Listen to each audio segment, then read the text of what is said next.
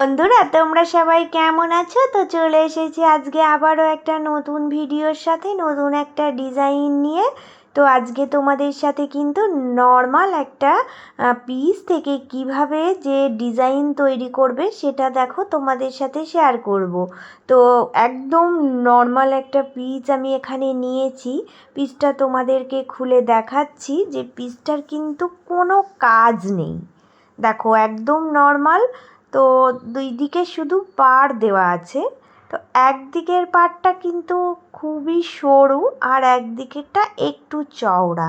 এবার এই সরু দিকটা থেকে কিন্তু আমাকে পিঠের দিক কাটতে হবে, আর চওড়া দিকটা থেকে হাতের দিকটা কাটতে হবে।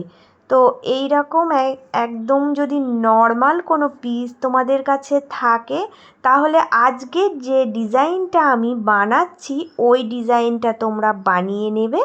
দেখবে অনেক সুন্দর কিন্তু ব্লাউজটা বানাতে পারবে আর দেখতেও খুব ভালো লাগবে। তো চলো এবার কিভাবে বানাবো দেখে নাও। এখানে দেখো সরু দিকের এই কাজটা আমি ভাঁজ করে নিয়েছি, কারণ এই দিকটা থেকে আমি পিঠের যে কাটিং হয় ওটা কাটবো। তো পিঠের দেখো ফরম্যাটটা বসিয়ে নিলাম। এবার কি করব না, ছোট ছোট যে আরও পার্টগুলো আমার কাটিং করাই আছে, তো ওই কাটিংগুলো দেখো সাইডে বসিয়ে নিচ্ছি। কারণ হচ্ছে বডিটা কিন্তু আমার এই যে এই মেন যে নর্মাল কাপড় আছে এখান থেকেই বার করতে হবে। তো পাড়ের দিকটা হাতে যায় আর পিঠে যায়, এইভাবে করেই আমি সমস্ত দেখো কাটিং করে তোমাদেরকে পিঠের ডিজাইনটা আজকে করে দেখাবো। তো চলো পুরো আমি পিসটা কাটিং করে নিই, তারপর তোমাদেরকে দেখাচ্ছি যে কিভাবে আমি পিঠের এই নর্মাল কাপড় দিয়ে একটা সুন্দর ডিজাইন করব। এবার দেখো আমি এই যে চওড়া দিকের যে পার্টটা ছিল, তো ওই অংশটা থেকে আমি দেখো হাতার যে ফরম্যাটটা আমার কাটিং করা ছিল ওটা বসিয়ে একটা নর্মাল গ্লাস হাতা কাটিং করে নিচ্ছি। তো কাটিং করার পরে তোমাদেরকে দেখাবো যে কোনো দেখো পাড়ের অংশ পড়ে নেই, অল্প একটু নিচের দিকে পড়েছিল, তো সেইটা দিয়েই আজকের ডিজাইনটা তৈরি করব। এবার আমি আগে পিঠের ড্রয়িংটা দেখো এঁকে নেব। তো এখানে আমি দেখো এই পিসটার উপরে কাটিং করছি, এই দিক থেকে 3 ইঞ্চিতে পয়েন্ট রেখে নিচের দিকটা 4.5 ইঞ্চি ছেড়ে রাখলাম। এবার হাতের দিকে তাকিয়ে দেখো কিভাবে আমি ড্রয়িংটা আঁকছি। দেখো শেপটা আমি এই রকমভাবেই দেব। তো এই রকম শেপ দিলেই সুন্দর একটা কিন্তু পিঠের ডিজাইন হয়ে যাবে। তো এইভাবে এঁকেই এবার কাটিংটা করে নিচ্ছি। দুটো একই সাথে আমার বসানো আছে, মেন ফেব্রিক ও লাইলিন, কারণ একই সাথে আমার কাটিংটা হয়ে যাবে অনেকটাই কম সময়ে। তাই আমি এইভাবে করেই আজকের কাটিংটা করে নিলাম। দেখো ডিজাইনটা কেমন বেরিয়েছে। এবার এটাকে কিভাবে ফুটিয়ে তুলবো তোমাদের সাথে একটু শেয়ার করছি, চলো তোমরা দেখে নাও। দেখো বন্ধুরা, আমি এই যে এই টুকরো যেটুকু ছিল এইটুকুকেই কাজে লাগাবো। তো আজকের এই কাপড়টা থেকে বেশি পাড়ের অংশ বাঁচেনি, অল্প একটুই ছিল। তো এটাকেই দেখো আমি আগে সরু সরু করে মিডিল দিয়ে কেটে দুটো করে নিচ্ছি, কারণ আমার পিঠের চওড়া অনুযায়ী এই টুকরোটা দুটো করে নিলেই সুন্দরভাবে কিন্তু হয়ে যাবে। তো চলো এবার কিভাবে আমি সেলাই করব তোমাদেরকে দেখাচ্ছি। যতটুকু পাড়ের অংশ পড়েছিল আমি দুটো করে নিয়েছি, আর একটা সাইডের একটু ছিল ওখান থেকেও দুটো করে নিয়েছি। এগুলো জুড়ে আজকের ডিজাইনটা তৈরি করে নেব।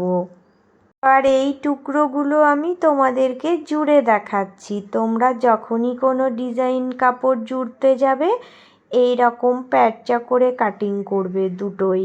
তো প্যাঁচা করে কাটিং করে এইভাবে কোনাকুনি বরাবর জুড়ে দেবে। কারণ হচ্ছে সোজাসুজি করে কাটিং করার থেকে যদি তোমরা কোনাকুনি প্যাঁচা করে কাটিং করে জুড়ে দাও, তাহলে কিন্তু যখন এই ডিজাইনগুলো বসাতে যাবে তখন দেখবে খুব ইজিভাবে বসে যাবে, কোনো ভাঁজও পড়বে না, কোনো কিছুই হবে না, একদম নর্মাল সমানভাবেই এটা কিন্তু সেটিং হয়ে থাকবে। তাই আজকে আমি তোমাদের এটা দেখিয়ে দিলাম। আর দেখো, এবার আমি পিঠের এই যে কাপড়টা কাটিং করেছিলাম ওর সাথে লাইলিনটা আগে জুড়ে নেব। আগে লাইলিনটা নর্মালভাবে জুড়ে নেব। জুড়ে নেওয়ার পর একে কিন্তু সোজা করতে হবে। সোজা করে কি করতে হবে না, আমাকে হাত দিয়ে কিন্তু সুন্দর করে যেরকম শেপ আমি কাটিং করেছিলাম ওই রকম শেপই আনতে হবে। তো এটা হাত দিয়ে চেপে চেপে দেখো আগে সেটিং করে নেব। তো এইগুলো সমস্ত করা হয়ে গেলে এবার আমি যে টুকরোগুলো জুড়ে রেখেছিলাম ওইগুলো কিন্তু এর ওপরে বসাবো। তো চলো কিভাবে বসাচ্ছি দেখো।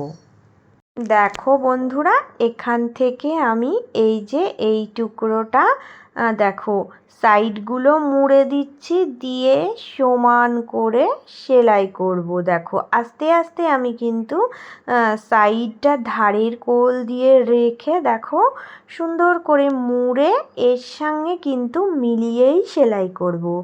তো এই যে এই কোনা অবধি একদম এটা মিলে যাবে।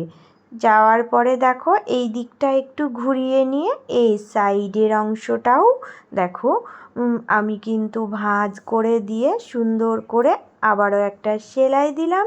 সেলাই দিয়ে এখান থেকে সুন্দরভাবে দেখো এটাও সেটিং করে নিলাম। তো কত সহজেই দেখো একটা কিন্তু আমার সেটিং হয়ে গেল।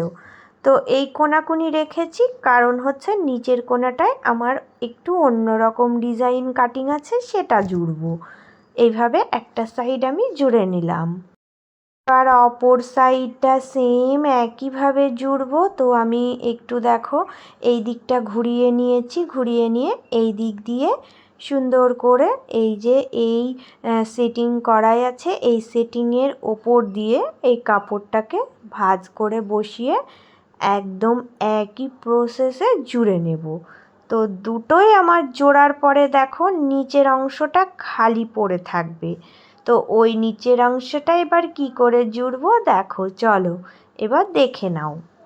দেখো এই যে ডিজাইন কাপড়টা ছিল এখান থেকে এটা বসিয়েই দেখাচ্ছি তোমাদের।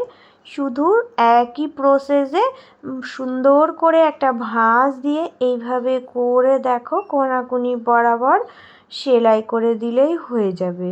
তো দুটো দেখো আমি আগে এই দিকটা জুড়বো। এই যে ধারের কোলগুলো সুন্দর করে কিন্তু মুড়তে হবে, যাতে কোনো সুতিও আর ফুপি কিছুই না দেখা যায়। এইভাবে করে মুড়ে এটা সেটিং করতে হবে। সেটিং করার পর দেখতে খুব ভালো লাগে, বোঝাও যায় না। তো যতই হোক কাপড়ের এই পাড়গুলো যদি বসানো যায় না, এই যে নর্মাল ব্লাউজটাই কিন্তু একটা সুন্দর ডিজাইনের তৈরি হয়ে যায়। তো আজকে আমি দেখালাম তোমাদেরকে যে কোনো টুকরো কিন্তু ফেলে না দিয়ে সেটাকে যদি একটু বুদ্ধি খাটিয়ে কাজে লাগানো যায় তাহলে কিন্তু একটা সাধারণ জিনিসও অসাধারণ লাগে দেখতে। তো আজকের আমার এই আইডিয়াটা তোমাদের কেমন লাগলো তোমরা কিন্তু অবশ্যই কমেন্ট করে জানাবে। দেখো এই টুকরোগুলো জুড়ে দেওয়ার পরে এই পিঠের ডিজাইনটা কতটা সুন্দর লাগছে দেখতে, তোমরা কিন্তু দেখেই বুঝতে পারছো। নর্মাল একটা পিঠের আমি কাটিং করেছিলাম, তো সেখানে এই রকম করে আমি একটু এই লেসগুলো বসিয়ে দিলাম। যে পাড়ের দিকের অংশ ওই অংশগুলো দিয়েই দেখো ডিজাইনটা কতটা সুন্দর ফুটে উঠেছে। কোনো লেস কেনা কোনো কিছু আমি কিন্তু আজকে ব্যবহার করিনি। আজকে শুধুমাত্র নর্মালভাবেই একটা কাজ তোমাদের সাথে শেয়ার করলাম। পুরো ব্লাউজের লুকটা কতটা সুন্দর লাগছে দেখো। তো তো এইভাবে তোমরাও কিন্তু তোমাদের হাতের কাছে থাকা কোনো কিছু দিয়েই কিন্তু যে রকম খুশি তোমরা ডিজাইন বানিয়ে নিতেই পারো। আমার নতুন বন্ধু যারা এসেছো তাদের জন্য রইল অনেক অনেক ভালোবাসা। তোমরা প্লিজ চ্যানেলটা সাবস্ক্রাইব করে নিয়ে পাশে থেকো, আর পাশে থাকা বেল বাটনটা কিন্তু অন করে রেখো, তাহলে আমার সুন্দর সুন্দর ভিডিওগুলো তোমাদের কাছে চলে যাবে সবার আগে। তো পুরনো বন্ধু নতুন বন্ধু সবার জন্য রইল অনেক অনেক ভালোবাসা।